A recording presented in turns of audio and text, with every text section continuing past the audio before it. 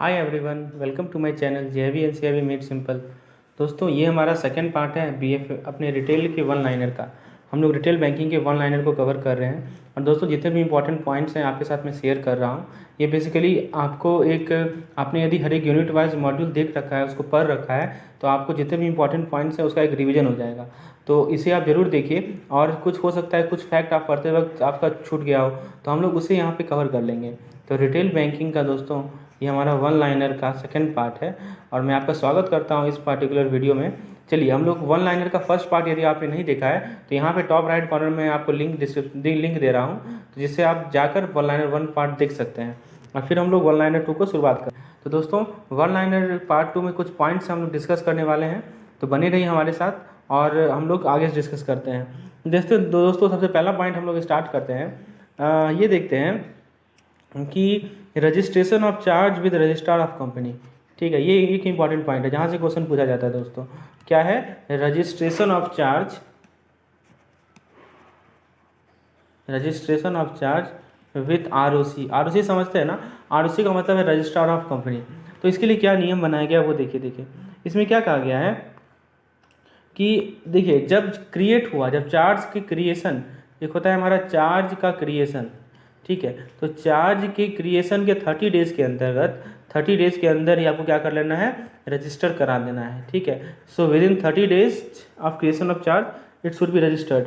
ठीक है, और आरओसी जो है, जो हमारा रजिस्ट्रार ऑफ चार्ज है, आरओसी क्या बोलते हैं दोस्तों? आरओसी बोलते हैं registrar of companies, registrar of company. ठीक है, इसको हम लोग आरओसी कहते हैं। तो आरओसी क्या कर सकता है दोस्तों? आरओसी आपको परमिट कर सकता है 300 दिन का। ठीक है, ही में परमिट 300 डेज। हाँ, आपको ये परमिट कर सकता है कि चार्ज क्रिएशन के 300 दिन तक आप रजिस्ट्रेशन करवा सकते हैं। लेकिन इसके लिए क्या करना है कि इसके लिए आपको क्या करना पड़ेगा कि आपको डिले क्यों हो रहा है इसका रीज़न देना पड़ेगा। ठीक है, तो आरओसी के पास ये पावर है कि ही में give you additional 300 days after creation of charge for registration of charge. ठीक है, चार्ज के क्रिएशन के 300 दिन के अंतर्गत आप रजिस्ट्रेशन करवा सकते हैं, लेकिन ये इसके लिए आरओसी की परमिशन लेनी पड़ेगी। लेकिन इन जनरल 30 दिन का समय है, ये आप ध्यान रखिएगा। ठीक है, चलिए, एक ये पॉइंट आपको ध्यान रखना है। उसके बाद हम लोग नेक्स्ट पॉइंट डिस्कस करते हैं। दोस्तों, आपको पता है कि क्रेडिट कार्ड से केस स्टडी पूछा जाता है इस पार्टिकुलर रिटेल बैंकिंग में। तो आपको ये पता होना चाहिए कि हम लोग बिलिंग साइकिल कैसे निकालते हैं। ठीक है, एक ये इंपॉर्टेंट पॉइंट है कि billing cycle of credit card.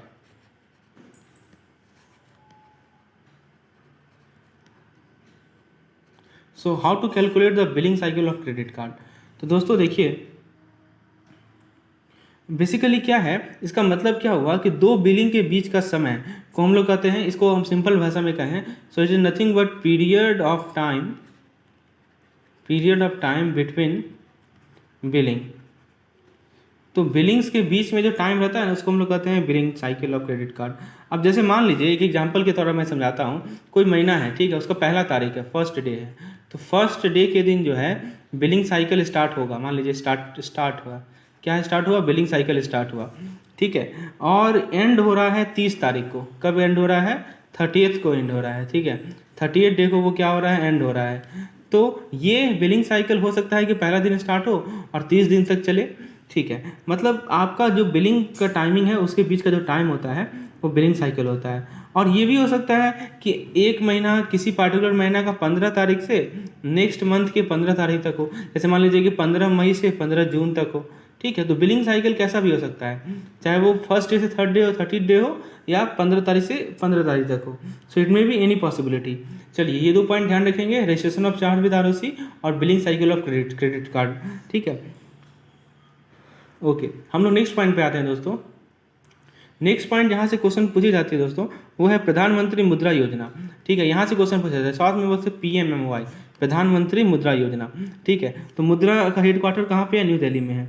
मुद्रा का फुल फॉर्म आपको पता है ना? Micro unit development and refinance agency. ये आपको पता है क्या है? Micro unit development and refinance agency.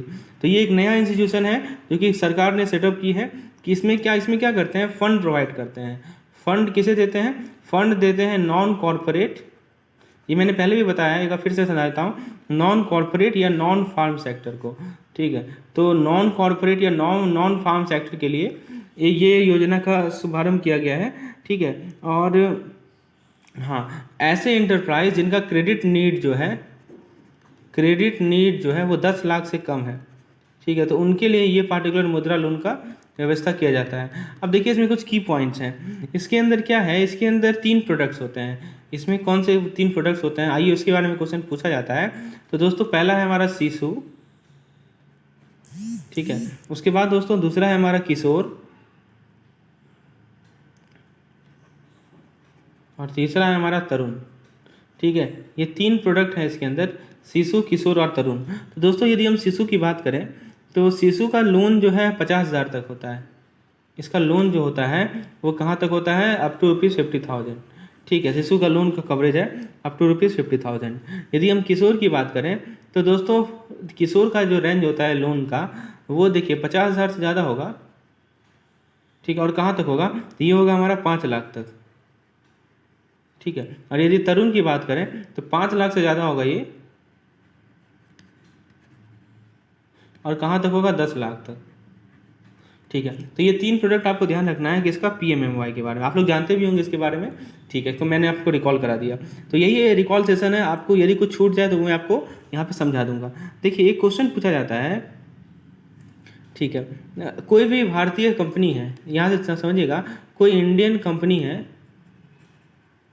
वो क्या चाह रही है, इंडियन कंपनी क्या चाह रही है दोस्तों, कि फंड ऑफशोर रेज करना चाह रही है। क्या चाह रही है, रेज ऑफशोर फंड, ठीक है। अब उसको ऑफशोर फंड रेज करना है, तो उसके लिए इसने क्या किया, उसके लिए इसने क्या किया कि रूपी डिनोमिनेटेड बॉन्ड इशू किया। क्या इशू किया,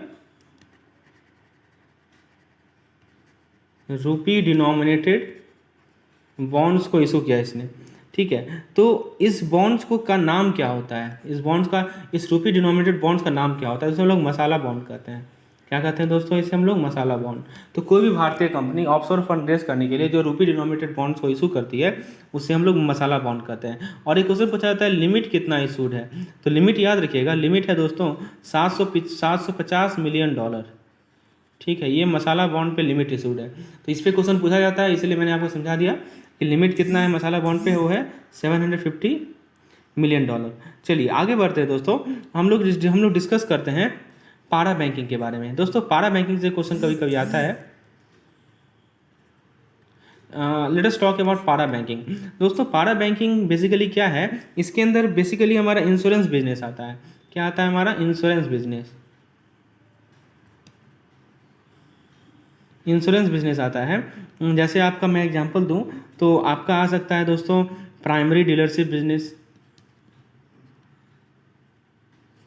कभी कभी क्वेश्चन पूछ लिया जाता है कि इनमें से कौन सा पारा बैंकिंग के अंदर है, तो आपको ये सब पता होना चाहिए। प्राइमरी डीलरशिप बिजनेस आ सकता है इसमें, ठीक है। और क्या आ सकता है, इन्वेस्टमेंट आ सकता है, कहाँ पे, इन्वेस्टमेंट इन VCFs, ठीक है। और दोस्तों म्यूचुअल फंड आ सकता है, म्यूचुअल फंड भी एक तरह का पारा बैंकिंग ही है, ठीक है। चलिए तो देखिए ये कुछ इंपॉर्टेंट पॉइंट्स से हम लोग आगे नेक्स्ट पॉइंट पे आते हैं। दोस्तों नेक्स्ट पॉइंट है हमारा पारा बैंकिंग जो एक्टिविटीज़ है, एक क्वेश्चन पूछा जाता है कि कौन से क्या क्या एक्सक्लूड करता है। दोस्तों देखिए पारा बैंकिंग के अंदर क्या चीज़ नहीं आता है, ये भी ध्यान रखना है। तो याद रखिएगा पारा बैंकिंग एक्सक्लूड्स, तो देखिए क्या एक्सक्लूड्स करता है, पहला है इशू ऑफ क्रेडिट, तो क्रेडिट इशू करना पारा बैंकिंग का पार्ट नहीं है, ठीक है। दूसरा है हमारा डेबिट इशू करना पारा बैंकिंग का पार्ट नहीं है। और दोस्तों प्रीपेड कार्ड, तो प्रीपेड कार्ड भी इशू करना पारा बैंकिंग का पार्ट नहीं है। तो ये सब ध्यान रखना है कि पारा बैंकिंग क्या चीज़ एक्सक्लूड करता है, ठीक है। अच्छा पारा बैंकिंग का मतलब समझ में आया ना आपको। पारा बैंकिंग का मतलब क्या है कि आप यदि बैंकिंग प्रोडक्ट को छोड़कर दूसरे प्रोडक्ट को सेल कर रहे हैं, selling products other than banking product, other than मतलब बैंकिंग प्रोडक्ट को ना सेल कर अदर प्रोडक्ट को आप सेल कर रहे हैं, तो उसे आप कहते हैं क्या, पारा बैंकिंग। मैंने बताया ना, ठीक है। तो जो क्रेडिट इशू होता है, डेबिट इशू होता है, प्रीपेड कार्ड इशू होता है, ये सब पारा बैंकिंग का पार्ट नहीं है। तो जो आपका इसमें क्या आएगा पारा बैंकिंग में, इंश्योरेंस पॉलिसीज आएगा, ठीक है, इंश्योरेंस पॉलिसीज आएगा।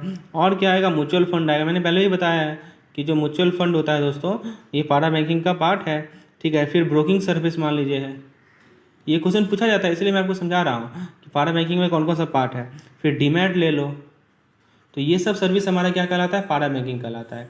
चलिए इसके बाद है दोस्तों एक पॉइंट आपको ध्यान रखना है कि रुपे कार्ड जो होता है, रुपे कार्ड के बारे में याद रखना है कि रुपे कार्ड किसका प्रोडक्ट है, तो एनपीसीआई का प्रोडक्ट है। तो एनपीसीआई को यूज़ किया जाता है, रुपे कार्ड यूज़ करती है एनपीसीआई, ठीक है। अच्छा, एक होता है हमारा भारत क्यूआर कोड।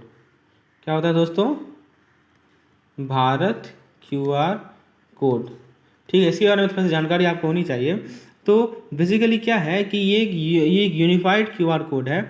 इसमें पेमेंट कहाँ से लेता है, इट एक्सेप्ट पेमेंट फ्रॉम, तो मान लीजिए वीज़ा का पेमेंट है, या मान लीजिए मास्टर कार्ड का पेमेंट है, या आप मान लीजिए कि रुपे कार्ड का पेमेंट है,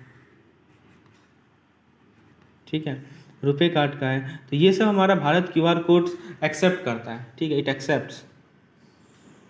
accepts payment from visa, master card and RuPay card, ठीक है। तो ये आपको ध्यान रखना है। और दोस्तों कस्टमर आसानी से पेमेंट कर सकते हैं भारत क्यूआर कोड से, उनको फिजिकल डेबिट या क्रेडिट कार्ड ले जाने की कोई आवश्यकता नहीं है। यही फ़ायदा है क्यूआर कोड का, ठीक है। अच्छा, एक टर्म है दोस्तों जिसे हम लोग कहते हैं साइफोनिंग ऑफ फंड, ठीक है। तो साइफोनिंग ऑफ फंड का मतलब आपको पता होना चाहिए।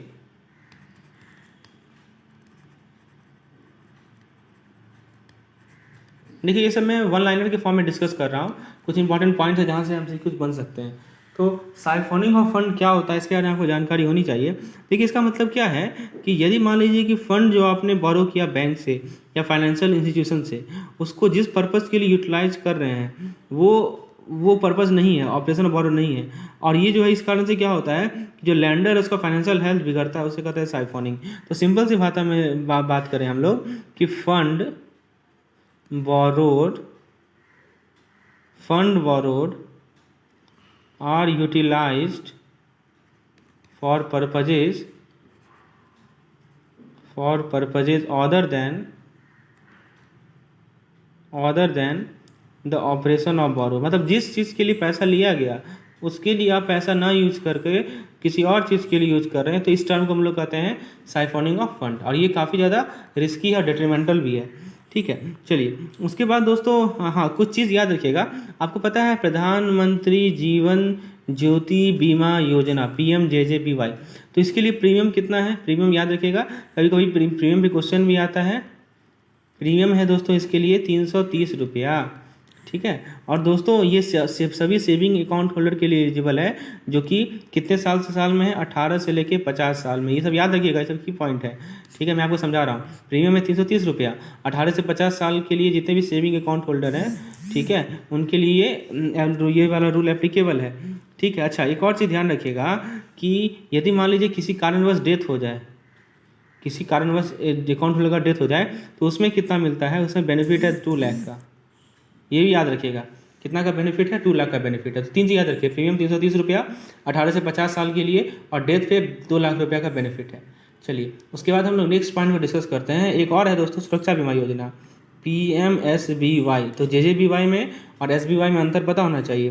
तो इसमें जो प्रीमियम है दोस्तों, मंथली प्रीमियम है, सॉरी एनुअल प्रीमियम है, वो है 12 रुपीज़, ठीक है। और इसमें एक चीज़ याद रखिएगा, डेथ होने पर या परमानेंटली डिसेबल होने पर, permanent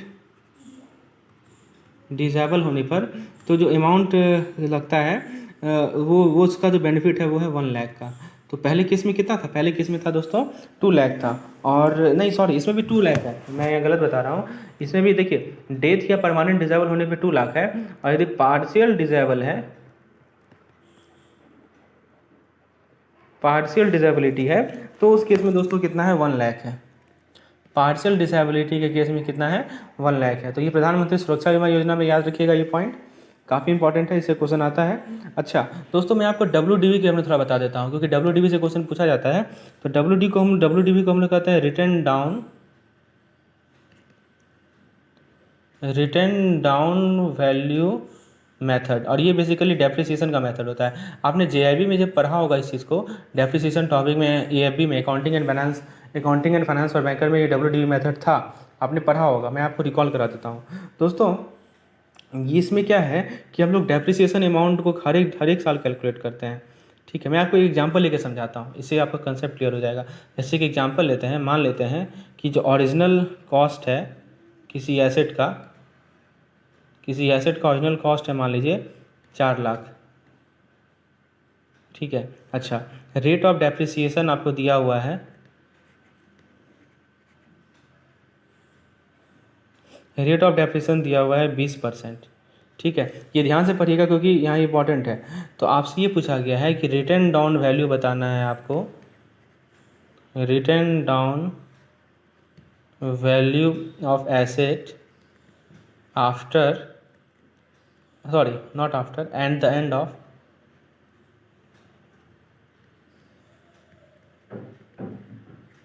at the end of 4th year. तो 4th ईयर के एंड में उस एसेट का रिटर्न डाउन वैल्यू कितना होगा। ठीक है, अच्छा, ये पहला क्वेश्चन है, क्वेश्चन नंबर 1 है। और क्वेश्चन नंबर 2 है कि if asset was sold for, if asset was sold for rupees 1,45,000 at end of 4th year, what will be the profit or loss।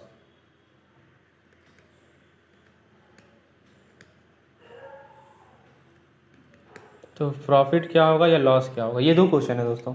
आइए इसे हम लोग return down value method solve करते हैं, एक बार समझिएगा कैसे सॉल्व किया जाता है। तो दोस्तों देखिए, इसको समझने के लिए, इसको काफ़ी आसान है इसको समझना। मैं ऊपर रब कर देता हूँ, ये इसको मैं डिलीट कर देता हूँ, सॉरी ये तो इम्पॉर्टेंट था, एक बार रुकिए दोस्तों।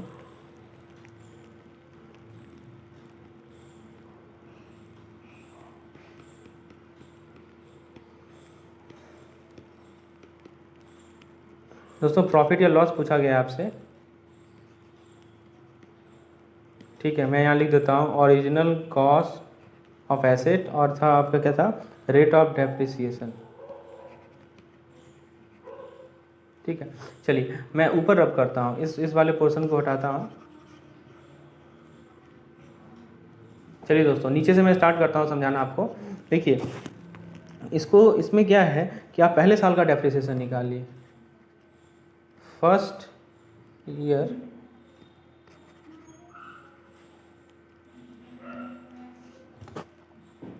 एक काम करते हैं दोस्तों, मैं इसका स्क्रीनशॉट ले लेता हूँ और फिर मैं पूरा रब करके आपको फिर से समझाता हूँ दोस्तों। मैं इसका यहाँ पे स्क्रीनशॉट ले रहा हूँ।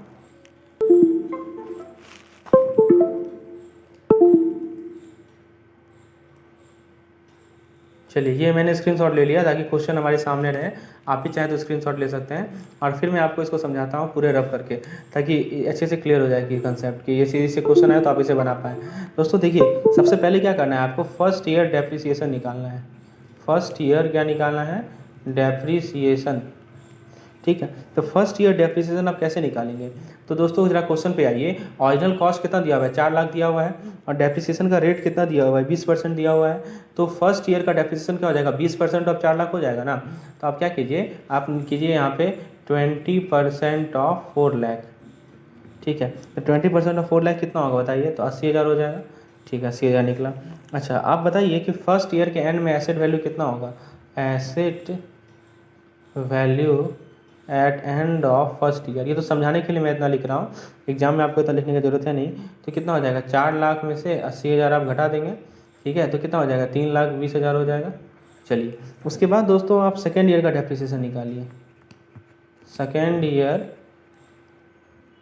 डेप्रिसिएशन वो कैसे निकालेंगे, तो सेकेंड ईयर डेप्रिसिएशन कैसे निकालेंगे दोस्तों, ये 32,000, मैंने यहाँ पे 3,20,000 लिख दिया सर। तो 32,000 जो है, सॉरी 3,20,000 सही है। तो 3,20,000 जो है, इसका आप क्या कीजिए, 20% निकालिए, तो ये मिल जाएगा आपको 64,000। क्या मिलेगा, 64,000। तो उसी तरह जो आपका asset value at end of second year जो आएगा वो कितना होगा। तो देखिए, आपको क्या करना है कि 3,20,000 में से 64,000 घटा देना है। ठीक है, तो आपको कितना मिल जाएगा, आपको मिल जाएगा 2,56,000। ठीक है, चलिए उसके बाद आपको अब क्या करना है कि थर्ड ईयर का डेप्रिसिएशन निकालना है, क्योंकि आपको लास्ट में 4th ईयर का भी निकालना है। थर्ड ईयर का क्या निकालना है, डेप्रिसिएशन। तो क्या कीजिएगा बताइए, इस 2,56,000 का आप निकालेंगे 20%। का निकालेंगे क्या, 20%।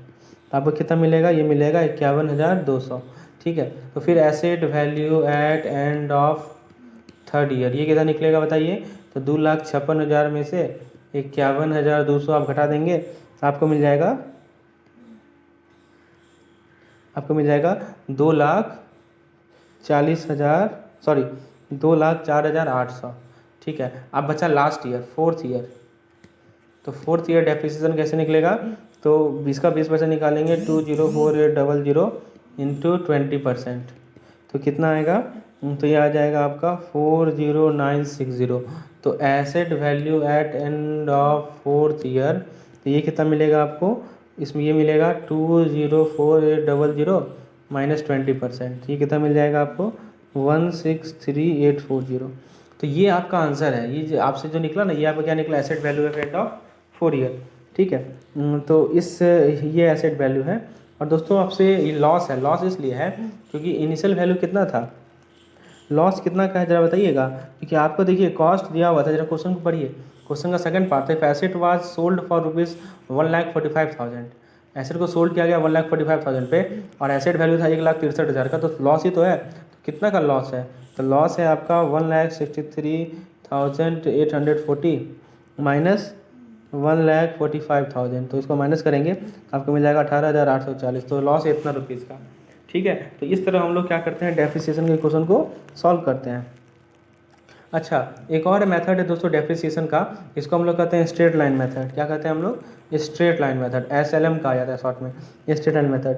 तो इसमें क्या करते हैं, इसमें ध्यान रखना है कि जो डेप्रिसिएशन अमाउंट होता है वो हर एक साल क्या रहता है, कांस्टेंट रहता है। यहाँ पे डेप्रिसिएशन अमाउंट वेरी कर रहा था ना, लेकिन इस केस में क्या होता है कि डेप्रिसिएशन का जो अमाउंट है वो क्या रहता है, हर एक साल कांस्टेंट रहता है। ये पॉइंट आपको ध्यान रखना है।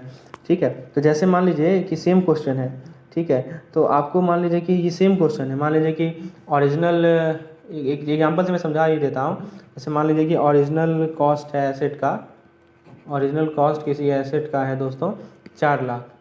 ठीक है, 4 लाख है, और डेप्रिसिएशन का रेट दिया हुआ है, डेप्रिसिएशन रेट दिया हुआ है मान लीजिए 20%। ठीक, कितना है, 20% डेप्रिसिएशन रेट है। तो आपको यदि पूछा जाए कि इसका बताना है आपको, ऐसे वैल्यू ऑफ एसेट बताना है एंड ऑफ फोर्थ ईयर, ठीक है, तो आप कैसे निकालेंगे। तो देखिए इस केस में डेप्रिसिएशन कॉस्ट कांस्टेंट रहता है, तो पहले आप डेप्रिसिएशन कॉस्ट निकाल लीजिए। तो डेप्रिसिएशन कितना होगा, डेप्रिसिएशन हो जाएगा 20% ऑफ 4 लाख। ठीक है, तो ये कितना मिलेगा, 80,000 मिलेगा आपको। तो ये पर ईयर डेप्रिसिएशन फिक्स है आपका, है ना। तो आप बताइए, तो ये बता सकते हैं ना कि एक साल में है डेप्रिसिएशन इतना, तो 4 साल का डेप्रिसिएशन के लिए क्या करेंगे, 4 से गुना कर देंगे, तो कितना हो जाएगा, 3,20,000 का डेप्रिसिएशन हो जाएगा ना। ठीक है, तो 4 साल के लिए हुआ, तो वैल्यू ऑफ एसेट क्या बचेगा, value of asset after 4 year कितना बचेगा बताइए। तो क्या करेंगे, 4 लाख में से 3.2 लाख माइनस कर देंगे, कितना मिलेगा, 80,000। ठीक है, तो यही एसेट बचा वैल्यू ऑफ एसेट। ठीक है, चलिए, तो ये आपका SLM है, दोनों मैंने आपको समझा दिया। SLM मेथड से भी आप निकाल सकते हैं, या रिटर्न ऑन वैल्यू मेथड से भी आप इसको कैलकुलेट कर सकते हैं। तो जैसे आपको सही लगे, एज़ पर योर विश, ठीक है, आप उसको कैलकुलेट कर सकते हैं। आइए हम लोग नेक्स्ट पॉइंट को देखते हैं दोस्तों। मैं आपको ट्राई कर रहा हूँ कि जितना भी इंपॉर्टेंट पॉइंट है सब का सब कवर कर दूँ इस पार्टिकुलर सेशन में, तो अंतिम तक बने रहिए दोस्तों।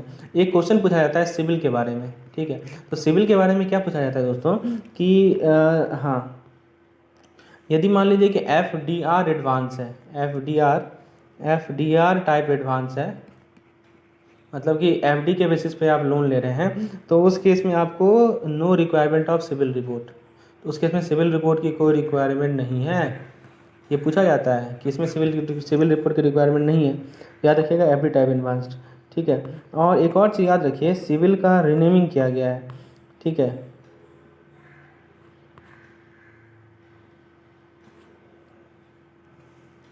ठीक है, अच्छा, उसके बाद दोस्तों सिविल जो है क्या प्रोवाइड करता है, सिविल प्रोवाइड करता है कस्टमर का क्या प्रोवाइड करता है, credit history, customers credit history.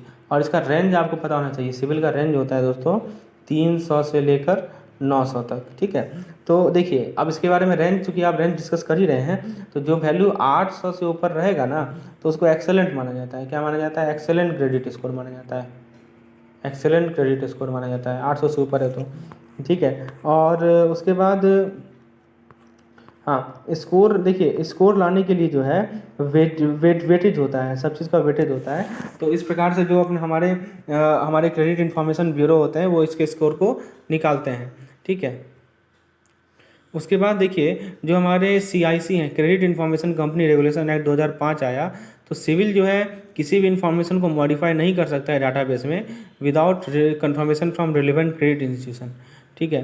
तो देखिए जो हमारे क्रेडिट इंस्टीट्यूशन, एक पॉइंट यहाँ पे इंपॉर्टेंट है, जो हमारे क्रेडिट इंस्टीट्यूशन हैं वो क्या करते हैं, सबमिट करते हैं, वो क्या सबमिट करते हैं, सबमिट करते हैं डेटा को। They credit institution submit data every 30 to 45 days, every 30 to 45 days, हर एक 30 से 35 दिन में वो सबमिट करते हैं डेटा, ठीक है, of closure of your account, ठीक है। तो यदि मान लीजिए कि अकाउंट क्लोज हुआ या कुछ भी उसमें कुछ अपडेशन है तो उसको अपडेट करते हैं, क्लोजर ऑफ अकाउंट। तो ये कौन करते हैं, क्रेडिट इंस्टीट्यूशन, ठीक है। चलिए उसके बाद दोस्तों एक फार्मूला है जो कि आपको पता होगा, इसको कहते हैं हम लोग 72 का फार्मूला, ठीक है। ये काफ़ी इंपॉर्टेंट फार्मूला है, 72 फार्मूला इसे कहते हैं हम लोग। आपको पता है ना इसका कहाँ यूज होता है, इसका यूज़ होता है दोस्तों कि यदि आपको निकालना है कि आपको कंपाउंडिंग इफेक्ट को एस्टिमेट करना है कि कोई भी अमाउंट डबल कब हो जाएगा, तो आप क्या करेंगे कि उस 72 को डिवाइड कर देंगे डिस्काउंट रेट से। किससे डिवाइड कर देंगे, डिस्काउंट रेट से, या डिस्काउंट रेट कहें या इंटरेस्ट रेट कहें, जो भी है इससे आप डिवाइड कर दीजिए। तो जो आपका वैल्यू आएगा ना, जैसे मान लीजिए आ गया 5 साल, मान लीजिए जो टाइम पीरियड आता है, ठीक है, उतना दिन में आपका पैसा डबल हो जाएगा। क्या हो जाएगा, आपका पैसा डबल हो जाएगा। तो ये फार्मूला याद रखिएगा, 72 फार्मूला कहते हैं इसे, 72 का फार्मूला कहते हैं। चलिए उसके बाद दोस्तों हम लोग थोड़ा BC/SBI के बारे में बात करते हैं।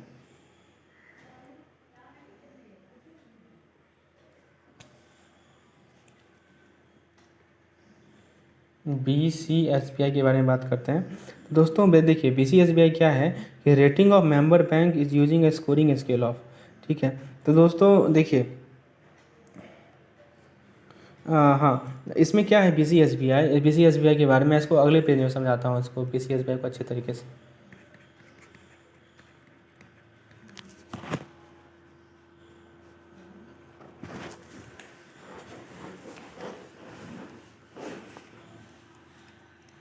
देखिए इसमें कुछ पैरामीटर्स हैं, मैं यहाँ लिख रहा हूँ पैरामीटर्स, और उनका वेटेज है, ठीक है।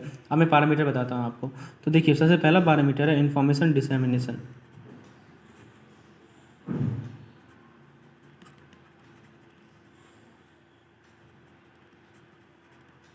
तो इंफॉर्मेशन डिसेमिनेशन को जो वेटेज दिया गया है वो दिया गया है 20%, ठीक है। फिर है ट्रांसपेरेंसी, तो ट्रांसपेरेंसी को 22 का वेटेज दिया गया है। फिर है दोस्तों कस्टमर सेंट्रिसिटी, तो कस्टमर सेंट्रिसिटी को वेटेज दिया गया है 30% का। फिर है दोस्तों ग्रीवियांस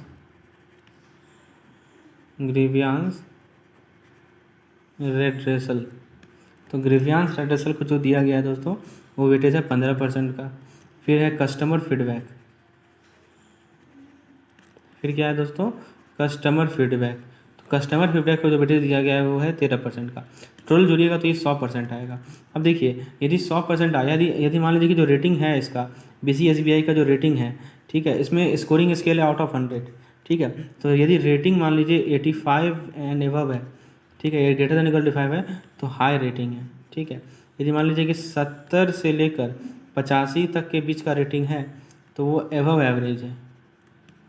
ये BC/SBI रेटिंग देती है बैंकों को इन सभी चीज़ों पे ध्यान रखते हुए, ठीक है। उसके बाद दोस्तों यदि मान लीजिए कि 60 से लेकर 70 तक है तो उसे माना जाता है एवरेज रेटिंग, ठीक है।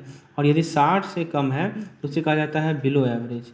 तो देखिए ये इंपॉर्टेंट पॉइंट है, ये ध्यान रखिएगा कि BC/SBI जो है बैंकों को इन सभी पैरामीटर के बेसिस पे रेटिंग देती है, और रेटिंग का मापदंड यहाँ पे मैंने आपको समझा दिया। अच्छा थोड़ा BC/SBI के बारे में बात कर लेते हैं कि कब फॉर्मेशन हुआ, क्या काम करती है, क्वेश्चन इससे आ जाता है दोस्तों। देखिए BC/SBI के बारे में बात करें तो इसमें क्या है, BCSBY जो है फरवरी 2006 को इस्टेब्लिश किया गया था, ठीक है। और तारापुर कमेटी के बेसिस पे, ये कमेटी भी ध्यान रखिएगा, कौन सा कमेटी है, तारापुर कमेटी है, ठीक है। अब देखिए किस पे केस स्टडी पूछा जाता है। केस स्टडी में आपको बताया हुआ कि ये जो अवार्ड है ना BCSBY, ये ऑप्शनल है, ठीक है। कोई बैंक फॉलो भी कर भी सकती है, नहीं भी कर सकती, कोई मैंडेटरी नहीं है ये, ठीक है। और दोस्तों BCSBY का जो कोलैबोरेशन है वो IBA के साथ है। IBA क्या है, इंडियन बैंकिंग एसोसिएशन है। इसके अंदर 2 कोड है, इसके अंदर 2 कोड है। कोड का नाम याद रखिएगा। पहला कोड है commitment to customer, commitment to customer. और जो दूसरा कोड है दोस्तों, उसे हम लोग कहते हैं code of bank commitment to MSE, code of bank commitment to MSE। MSE होता है दोस्तों माइक्रो एंड स्मॉल एंटरप्राइज, ठीक है। हाँ, और ये जो code of bank committee of committee से क्वेश्चन पूछा गया था पिछले बार, तो ये याद रखिएगा कि ये जो था हमारा जनवरी 2018 में आया था, ठीक है। Code of bank commitment to MSE, micro and small enterprises, ठीक है। अब दोस्तों देखिए इसमें कुछ इंपॉर्टेंट पॉइंट है जो कि आपको ध्यान रखना है, ये बहुत इंपॉर्टेंट है, सो सुनिए ध्यान से। कि मान लीजिए कि डिजीज डिपॉजिटर है, डिजीज डिपॉजिटर, ठीक है, डिजीज समझते हैं ना, डिजीज डिपॉजिटर है। तो बैंक क्या करेगी, बैंक को इसका जो क्लेम सेटलमेंट है, इसका देखिए क्लेम सेटलमेंट टाइम ये पूछता है, क्लेम सेटलमेंट टाइम जो है डिजीज डिपॉजिटर के केस में, ठीक है। और जो भी पेमेंट है उसके नॉमिनी को देना या सर्वाइवर को देना, उसके लिए टाइमिंग दिया गया है। टाइमिंग कितना है ये पूछा जाता है दोस्तों। तो टाइमिंग याद रखिएगा कि 15 दिन, 15 डेज़ का टाइम दिया गया है। कब से, 15 days from date of receipt of claim. ये बहुत इंपॉर्टेंट पॉइंट है।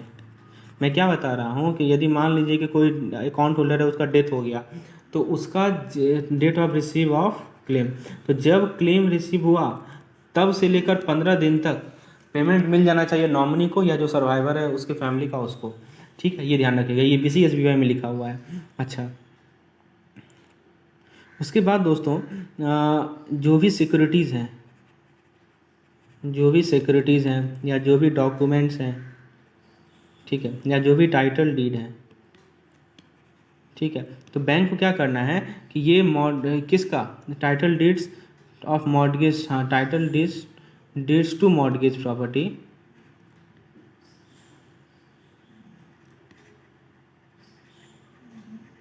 Securities document title deed to mortgage property है, ठीक है। तो ये क्या करना है, बैंक को रिटर्न करना है। किसे रिटर्न करना है, तो कस्टमर को, ठीक है, या बोरोवर को। कब, तो टाइम पीरियड याद रखिए, टाइम पीरियड काफ़ी इंपॉर्टेंट है। कब, तो 15 दिन, इसमें क्या है 15 डेज, 15 डेज कब से, तो जब से उसने पेमेंट कर दिया हर एक ड्यूज़ का, ठीक है। 15 डेज फ्रॉम रीपेमेंट ऑफ ड्यूज़, ये सब टाइम पीरियड पूछा जाता है, इसलिए मैं समझा रहा हूँ। देखिए मान लीजिए आज के डेट में बोरोवर ने अपना रिपेमेंट कर दिया ड्यू का, तो आज से लेकर 15 दिन के अंतर्गत आपको उसका मॉर्गेज प्रॉपर्टी का टाइटल डीड, सिक्योरिटीज डॉक्यूमेंट सब रिटर्न कर देना है, ठीक है। ये नियम है। उसके बाद तीसरा नियम याद रखिएगा, ये भी इंपॉर्टेंट नियम है दोस्तों, कि किसी भी बोरोवर को कॉन्टैक्ट करना है तो बैंक ऑफिशियल जो भी हैं, बैंक ऑफिशियल जो भी हैं वो कांटेक्ट कर सकते हैं बोरोवर से।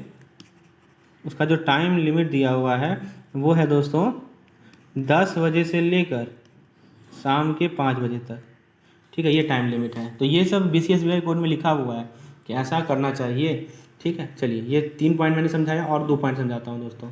देखिए BCSBY कोड में और क्या लिखा हुआ है,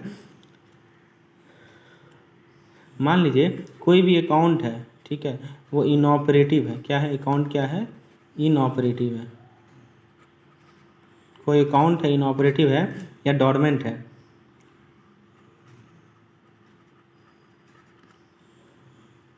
उसके 3 महीना पहले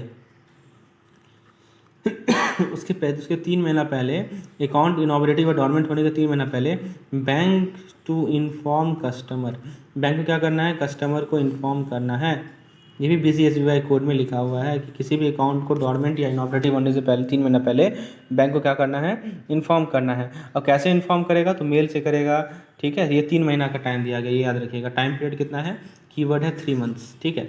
चलिए उसके बाद जो कोड है नेक्स्ट, वो क्या कहा गया है कि कोई कस्टमर उसने कंप्लेन लॉन्च किया,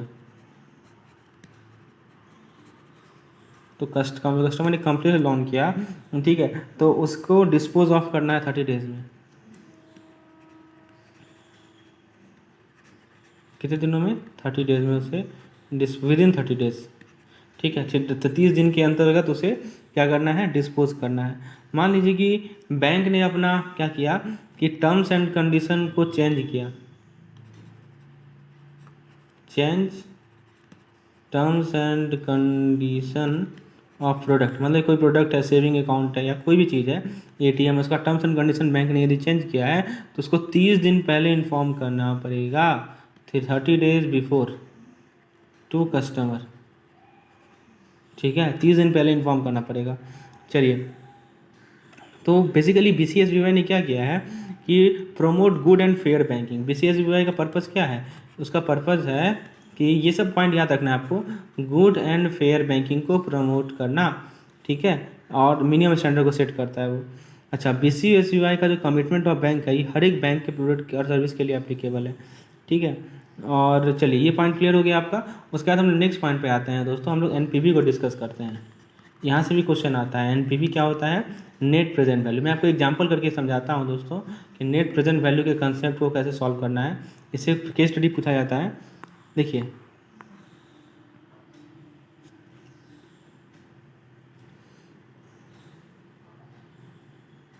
हाँ, तो जो टाइम वैल्यू ऑफ मनी का कंसेप्ट है वो यहाँ पे यूज होगा, ठीक है। देखिए, हर एक कोई भी प्रोजेक्ट है तो हर एक प्रोजेक्ट का अपना इंटरनल रेट ऑफ रिटर्न होता है। यदि इंटरनल रेट ऑफ रिटर्न जो है वो कॉस्ट ऑफ कैपिटल से ज़्यादा है, ये कंडीशन याद रखिएगा, इंटरनल रेट ऑफ रिटर्न जो कॉस्ट ऑफ कैपिटल से ज़्यादा होगा तभी उस प्रोजेक्ट को इन्वेस्टमेंट के लिए आया जाता है, टेकन अप फॉर इन्वेस्टमेंट। ये कंडीशन काफ़ी इंपॉर्टेंट है। इन्वेस्टमेंट से लेने से पहले हमें ये देखना है कि उस प्रोजेक्ट का इंटरनल रेट ऑफ रिटर्न और आपका क्या है, कॉस्ट ऑफ कैपिटल, वो दोनों में क्या रिलेशन है, ठीक है। अब दोस्तों मैं आपको समझाता हूँ दोस्तों कि कैसे इन्वेस्टमेंट कौन सा प्रेफरेबल होता है, इसको आप कैसे चेक कर सकते हैं।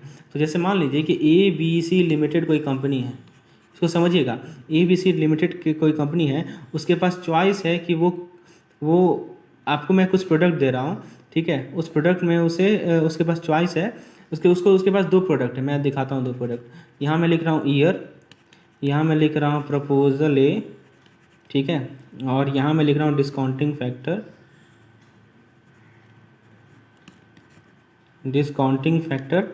ठीक है, @ 15%, ये दिया हुआ है क्वेश्चन में। और यहाँ मैं लिख रहा हूँ प्रपोजल B, क्या लिख रहा हूँ, प्रपोजल B, और यहाँ मैं लिख रहा हूँ प्रपोजल B का NPV, ठीक है। तो देखिए, प्रपोजल B का NPV है ऑफ प्रपोजल B। देखिए, ABC लिमिटेड के पास 2 प्रपोजल है, एक A प्रपोजल है और B प्रपोजल है। तो वो चाहेगी कि किसी एक प्रपोजल में इन्वेस्ट करना चाहती है, ठीक है, और वो एक्सपेक्ट करती है रिटर्न, कितना एक्सपेक्ट करती है रिटर्न, 15%। आपको ये बताना है किस में वो इन्वेस्ट करे, A में इन्वेस्ट करे या B में इन्वेस्ट करे, ठीक है। तो दोस्तों देखिए, इनिशियल जो अमाउंट है, इन्वेस्टमेंट होगा तो उसका पैसा जा रहा है, तो मान लीजिए कि इन्वेस्टमेंट जो है वो प्रपोजल A में कर रही है 2 लाख का, ठीक है, इसलिए माइनस में से हो गया है। और बी में इन्वेस्ट कर रही है मान लीजिए 2.5 लाख का, ठीक है, 2,50,000 का, ठीक है। तो दोस्तों आप बताइए कि यदि फर्स्ट ईयर का बात करें तो फर्स्ट ईयर का प्रॉफिट कितना होगा, ठीक है। तो दोस्तों आपको देखना है कि जो फर्स्ट ईयर का प्रॉफिट होगा वो होगा आपका, ये 2 लाख का आप क्या कीजिए, 2 लाख का आप 20% निकालिए, ठीक है। तो वो आपको ये देखिए, यहाँ पे फर्स्ट ईयर का प्रॉफिट आपको दिया हुआ है, या आपको क्वेश्चन में दिया रहेगा फर्स्ट ईयर का प्रॉफिट कितना है, 40,000 प्रॉफिट है, ठीक है। सेकेंड ईयर का 2 ईयर प्रॉफिट हो जाएगा, मतलब हर एक साल 40-40 हज़ार का प्रॉफिट हो रहा है। 2 ईयर का जो प्रॉफिट हो जाएगा दोस्तों, वो हो जाएगा कितना, 80,000 हो जाएगा, ठीक है। और थर्ड ईयर का प्रॉफिट मान लीजिए, 3 ईयर प्रॉफिट बात करें वो कितना हो जाएगा बताइए? 1,60,000 हो जाएगा, मतलब दुगना हो रहा है। 20,000 से 40,000, 40 से 80, 80 से 1,60,000। ठीक है, यदि हम डिस्काउंटिंग फैक्टर देखें एट द रेट 15%, तो इसका यदि निकालें तो कितना मिलेगा बताइए? इसका मिलेगा 0.870 इंटू 40,000। ठीक है, तो ये मिलेगा कितना? 34,800। इसका यदि निकालें तो ये हमें मिलेगा 0.756 इंटू 80,000। ये कितना मिलेगा हमें? 60,480। यदि इसका डिस्काउंटिंग फैक्टर निकालें तो मिल जाएगा 0.658 इंटू 1,60,000। तो ये मिल जाएगा हमें कितना? 105,280। तो ये हो गया प्रपोजल ए। प्रपोजल बी पे आ जाइए। तो प्रपोजल बी के लिए सेम कैलकुलेशन करते हैं। तो जो हमारा फर्स्ट ईयर का प्रॉफिट है वो है 1,50,000, सेकेंड ईयर का प्रॉफिट है वो है आपको 90,000, और थर्ड ईयर का प्रॉफिट है वो है आपका 80,000। ठीक है, ये आपको दिया रहेगा। अब आपको एनपीवी, प्रपोजल बी का एनपीवी निकालना है 15% पे। तो इसको क्या करेंगे? 0.870 से मल्टीप्लाई करेंगे। ठीक है, तो ये कितना मिलेगा? ये मिल जाएगा 130,500। इसको किसे मल्टीप्लाई करेंगे? 0.75 से, 0.756 से, तो ये मिल जाएगा आपको 68,040। और इसको किससे मल्टीप्लाई करेंगे हम लोग? 0.658 से, तो ये मिल जाएगा 52,640। ठीक है, तो दोस्तों आप क्या कीजिए, इन सभी को आप ऐड कीजिए। ठीक है, इन सभी को आप ऐड कीजिए। किन सभी को? इन सभी को ऐड कीजिए, तो ये आपको प्रेजेंट वैल्यू दे देगा। ऐसे ही प्रेजेंट वैल्यू निकालते हैं ना। ठीक है, ऐसे ही हम लोग प्रेजेंट वैल्यू निकालते हैं। तो आप क्या करेंगे? इन सभी को यदि ऐड करेंगे तो आपको प्रेजेंट वैल्यू मिलेगा। कितना मिलेगा प्रेजेंट वैल्यू? तो मिलेगा 2,05,60। और इसका यदि ऐड करेंगे तो प्रेजेंट वैल्यू मिलेगा कितना? 251190। तो दोस्तों अब आप इसका एनपीवी निकालिए, इस केस का एनपीवी निकालिए। तो वो कितना मिलेगा? 2,05,60 माइनस 2,00,000 जो मेरा इन्वेस्टमेंट है। ठीक है, तो कितना का होगा दोस्तों? 560। और यदि इसका एनपीवी निकालिएगा तो वो हो जाएगा 25,51,180 माइनस 25,00,000, 2,50,000। तो ये हो जाएगा हमारा 1,180। ठीक है, तो दोनों प्रपोजल का हमने एनपीवी निकाल लिया। तो आप बताइए कौन सा प्रेफरेबल है? ठीक है, क्योंकि देखिए एनपीवी किसका ज़्यादा है? एनपीवी बी का ज़्यादा है, तो इसीलिए बी जो है वो प्रेफरेबल है। तो जिसका एनपीवी ज़्यादा होगा उसको आप क्या करेंगे? प्रीफर करेंगे। ठीक है, ये आपको ध्यान रखना है। समझ में आया? तो एनपीवी से आप ये पता कर सकते हैं कि हम कोई इन्वेस्टमेंट करें या ना करें। एक और एग्जांपल लेते हैं दोस्तों एनपीवी को क्लियर करने के लिए। एक एग्जांपल लेते हैं, कंसेप्ट क्लियर होगा। तो जैसे मान लीजिए कि आपको दिया हुआ है कि हाँ 12% रेट ऑफ इंटरेस्ट दिया हुआ है, 12% रेट ऑफ इंटरेस्ट दिया हुआ है, और आपको डिस्काउंट फैक्टर दिया हुआ है, और यहाँ पे ईयर लिया हुआ है। तो देखिए फर्स्ट ईयर का डिस्काउंट फैक्टर आपको दिया हुआ है दोस्तों 0.893। ठीक है, सेकेंड ईयर का डिस्काउंट फैक्टर आपको दिया हुआ है 0.797। थर्ड ईयर का डिस्काउंट फैक्टर आपको दिया हुआ है 0.712, और फोर्थ ईयर का डिस्काउंट फैक्टर आपको दिया हुआ है 0.636। ये डाटा आपको दी गई है। ठीक है, और हो गया 1 ईयर, 2 ईयर। इनिशियल इन्वेस्टमेंट दिया हुआ है दोस्तों, इन्वेस्टमेंट दिया हुआ है कितना? 30,000 रुपया। आपने 30,000 रुपया इन्वेस्ट किया, और कैश फ्लो जो आ रहा है हर एक साल का कैश फ्लो जो आ रहा है वो आ रहा है 10,000 पर ईयर। ठीक है, ये सब डाटा दी गई है। आपसे क्वेश्चन ये पूछा गया है कि प्रोजेक्ट लिया जाए या ना लिया जाए, प्रोजेक्ट को लिया जाए या ना लिया जाए। तो कैसे बताइएगा? तो आप एनपीवी निकालिए। क्या निकालिए? एनपीवी। तो एनपीवी निकालने से पहले पीवी निकालिए। तो पीवी कैसे निकालेंगे? तो देखिए सिंपल सी बात है, पहले साल का कैश फ्लो कितना है? 10,000। तो 10,000 को गुना कर दीजिए किससे? डिस्काउंट फैक्टर से। तो कितना आ जाएगा? 0.893। ठीक है, उसके बाद क्या कीजिए? अगले साल का कितना मिला? फिर 10,000 मिला कैश फ्लो, इसको मल्टीप्लाई कर दीजिए 0.797 से। फिर क्या कीजिए? 10,000 को गुना कर दीजिए किससे? 0.712 से। ये हम लोगों ने एवीएम में कर रखा है। फिर क्या कीजिए? 10,000 गुना कर दीजिए किससे? 0.636 से। ठीक है, तो इन सभी को यदि आप ऐड करेंगे तो आपको मिल जाएगा 30,380। देखिए ये हो जाएगा हमारा 8,930, ये हो जाएगा हमारा 7,970, ये हो जाएगा 7,120, ये हो जाएगा 6,360। तो एनपीवी क्या मिल जाएगा? एनपीवी मिल जाएगा आपका 30,380 माइनस 30,000। ठीक है, जो हमारा इन्वेस्टमेंट है 380 रुपया। तो एनपीवी जो है पॉजिटिव है, तो इसलिए आप यहाँ पे इन्वेस्टमेंट कर सकते हैं। ठीक है, ये याद रखना है। तो एनपीवी को क्या होना चाहिए? पॉजिटिव होना चाहिए इन्वेस्टमेंट के लिए। तो आपको दोनों एग्जाम्पल से कंसेप्ट आपका क्लियर हो गया होगा। तो एनपीपी से क्वेश्चन आता है, इसीलिए हम लोगों ने यहाँ डिस्कस किया है उसे। चलिए अगला जो नेक्स्ट कंसेप्ट है हमारा वो है वो हमारा है FATF के बारे में। क्या है FATF? FATF के बारे में आपको पता होना चाहिए। FATF का फुल फॉर्म होता है दोस्तों financial association task force. Financial association task force ये एक इंटर गवर्नमेंटल बॉडी है G7 ग्रुप ऑफ कंट्री का। तो जो G7 ग्रुप ऑफ कंट्री है ना, उनका ये इंटर गवर्नमेंट बॉडी है, ठीक है, G7 ग्रुप ऑफ कंट्री का, ठीक है। और ये एक पॉलिसी मेकिंग बॉडी है जो कि स्टैंडर्ड सेट करती है मनी लॉन्ड्रिंग को कॉम्बैट करने में, ठीक है। चलिए उसके बाद दोस्तों एक पॉइंट है, हाँ एक पॉइंट है CAMELS कैमल्स। देखिए है क्या कि आरबीआई एक साइट इंस्पेक्शन कंडक्ट करती है या ऑफ साइट सुपरविजन करती है भारतीय बैंकों की, और उसके फाइंडिंग के बेसिस पे आरबीआई जो है रेट करती है बैंकों को कुछ इंपॉर्टेंट पैरामीटर्स में, तो उसे हम लोग कैमल्स कहते हैं। कैमल्स का फुल फॉर्म याद रखिए, सी से होता है दोस्तों कैपिटल एडुकेसी। आपसे पूछा जाएगा कैमल्स का फुल फॉर्म, तो ये आपको ध्यान रखना है, कैपिटल एडुकेसी सी से है, ठीक है। ए से होता है हमारा एसेट क्वालिटी, ए से क्या है दोस्तों एसेट क्वालिटी। एम से है दोस्तों मैनेजमेंट, एम से क्या है मैनेजमेंट है। ई से है दोस्तों अर्निंग। मैं आपके साथ जो भी डिस्कस कर रहा हूँ ये सब प्रीवियस ईयर क्वेश्चंस हैं, ठीक है, उसको मैं आपको वन लाइनर के फॉर्म में समझा रहा हूँ, इसलिए एक एक चीज़ को ध्यान से समझिए। एल से है दोस्तों लिक्विडिटी, और एस से है दोस्तों सिस्टम एंड कंट्रोल। चलिए एक तो ये क्लियर हो गया। अच्छा एक टर्म होता है hot listing, hot listing of card. तो इसे आप क्या समझते हैं, हॉट लिस्टिंग ऑफ कार्ड का क्या मतलब है? आपको पता होगा कि आप क्या कर रहे हैं कि कार्ड के ऑपरेशन को ब्लॉक कर रहे हैं, blocking operation of card.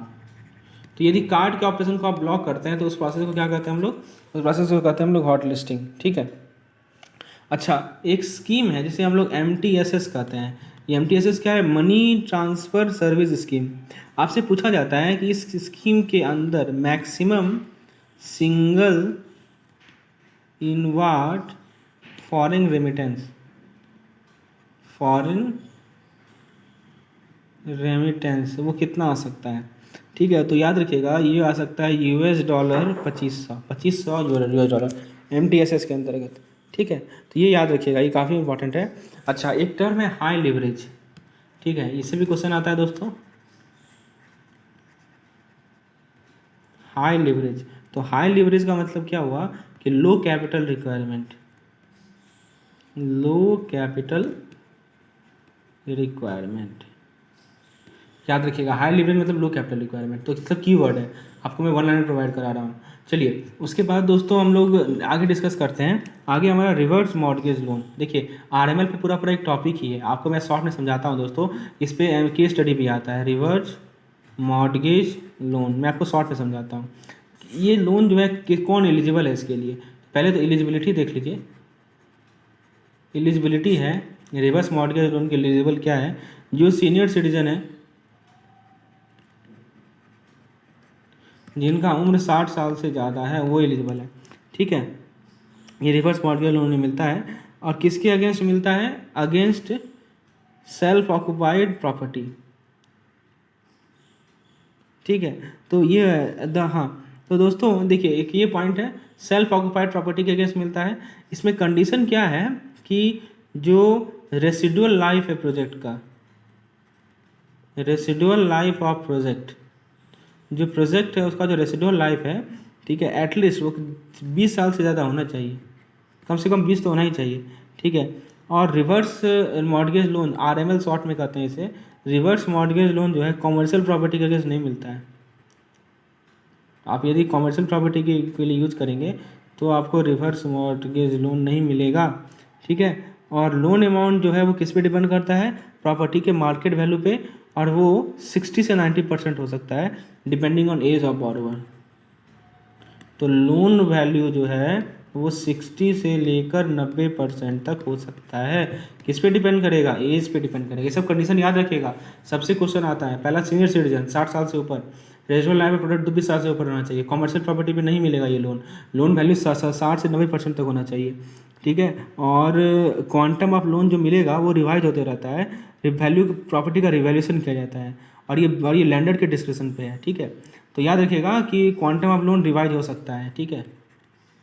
Quantum of loan revised, ठीक है। क्वांटम ऑफ लोन क्या हो सकता है? रिवाइज हो सकता है, ठीक है। और रेट ऑफ इंटरेस्ट मार्केट पे डिपेंड करता है। और मैक्सिमम पीरियड, ये काफ़ी इंपॉर्टेंट है, मैक्सिमम पीरियड ऑफ लोन जो है आरएमएल का वो कितना है?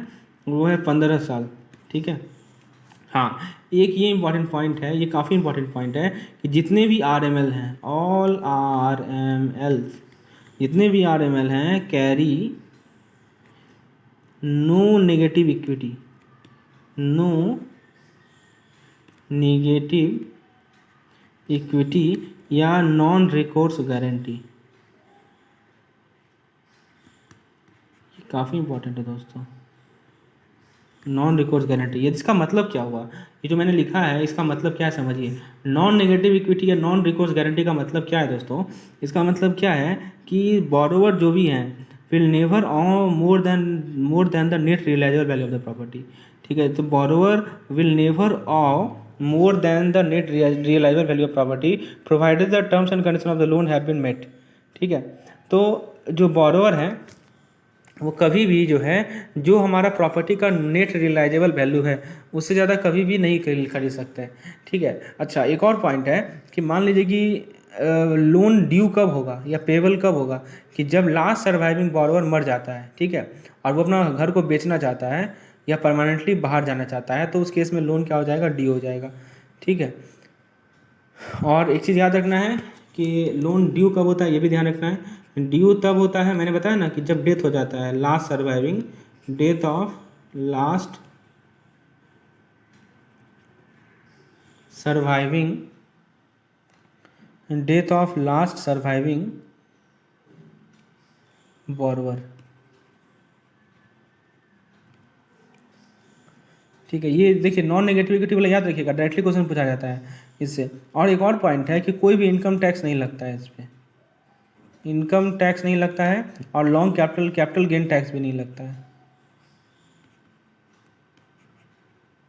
ठीक है। रिवर्स मॉर्गेज लोन पे इनकम टैक्स नहीं लगेगा, और ना ही यहाँ पे क्या लगेगा, जो भी आपका लमसम या पीरियोडिक पेमेंट मिलेगा ना उस पर कोई भी टैक्स नहीं लगता है। तो ये आपको ध्यान रखना है कि आपको ये कैसे निकालना है, ठीक है। तो ये ध्यान रखना है।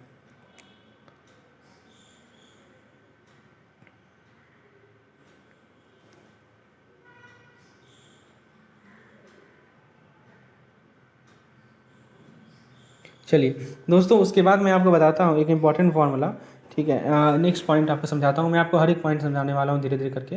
चलिए, आरएमएल के बारे में इतना पॉइंट ध्यान रखिएगा, और इससे केस स्टडी आता है आरएमएल से रिलेटेड। दोस्तों मैं आपको बताने वाला हूँ सिंकिंग फंड के बारे में, ठीक है।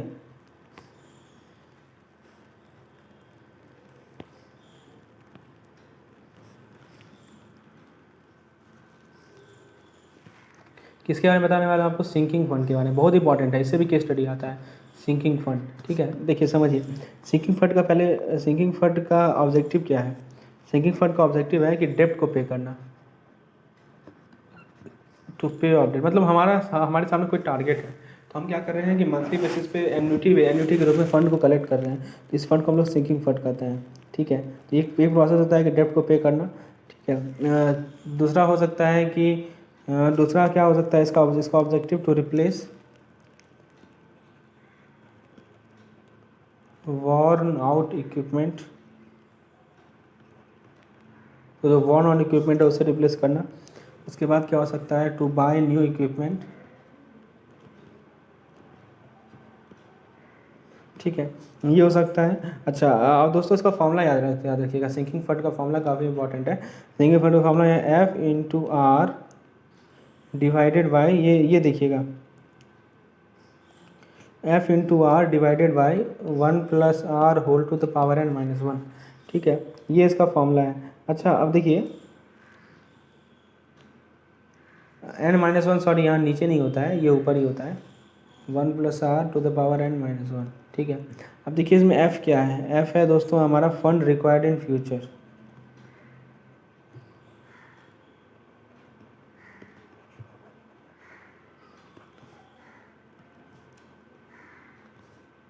One plus R whole to the power n-1, ठीक है, ये होगा, ये सही है, फंड रिक्वायर्ड इन फ्यूचर। और दोस्तों इसमें n क्या है, जो हम n स्मॉल n से डिनोट कर रहे हैं, पर number of years, number of years, ठीक है। तो ये आप ध्यान रखना है इस चीज़ को। दोस्तों एक मैं आपको एग्जांपल करके समझाता हूँ, एक एग्जांपल से आपका कंसेप्ट क्लियर हो जाएगा, ताकि एग्जाम में यदि क्वेश्चन आए जिससे सॉल्व कर सकते हैं। मान लीजिए क्वेश्चन है, ठीक है, कोई बिजनेस है, वो क्या करना चाह रहा है, अपने एसेट को रिप्लेस करना चाह रहा है। मैंने बताया ना, pay off debt, replace worn out equipment to bind equipment.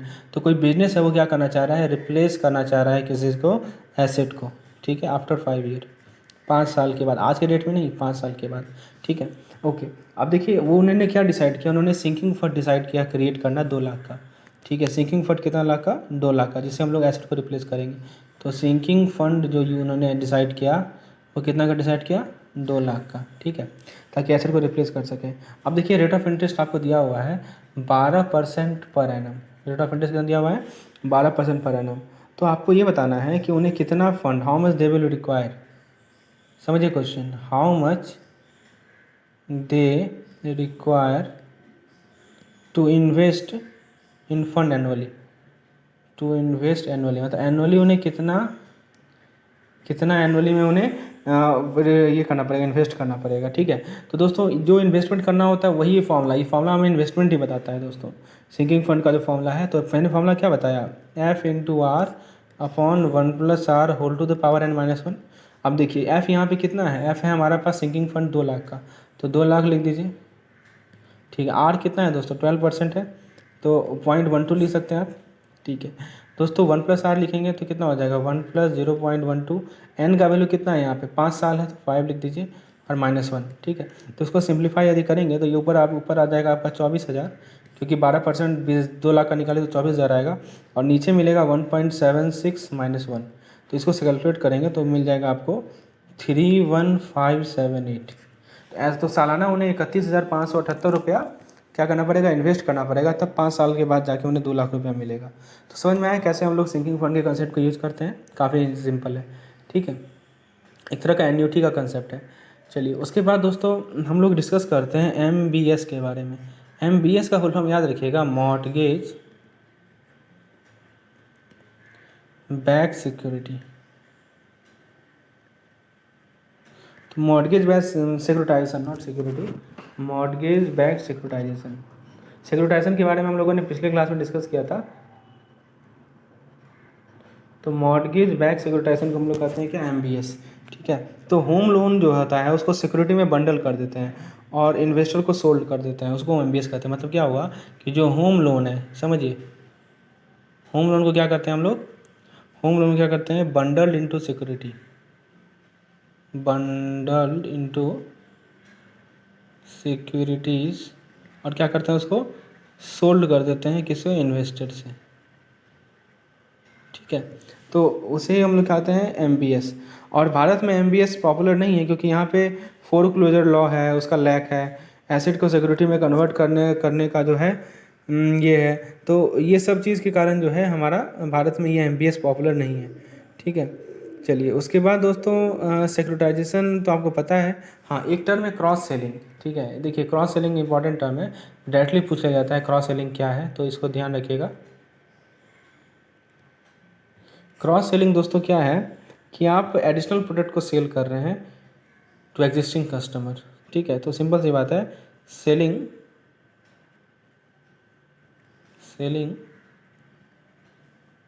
Additional product ही नहीं, सर्विसेज भी, टू एग्जिस्टिंग कस्टमर।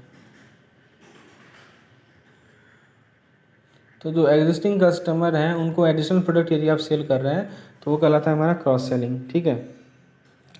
अच्छा, एक कंसेप्ट है कि minimum default amount, minimum default amount to declare borrower as wilful defaulter. एक टर्म है दोस्तों जिसे हम लोग कहते हैं विलफुल डिफ़ॉल्टर। मान लो किसी बोरोअर को हमको विलफुल डिफ़ॉल्टर डिक्लेयर करना है तो मिनिमम डिफ़ॉल्ट अमाउंट कितना होना चाहिए, तो वो है 25 लाख। ठीक है, अब आपको प्रश्न उठेगा दिमाग में कि ये विलफुल डिफ़ॉल्टर क्या है।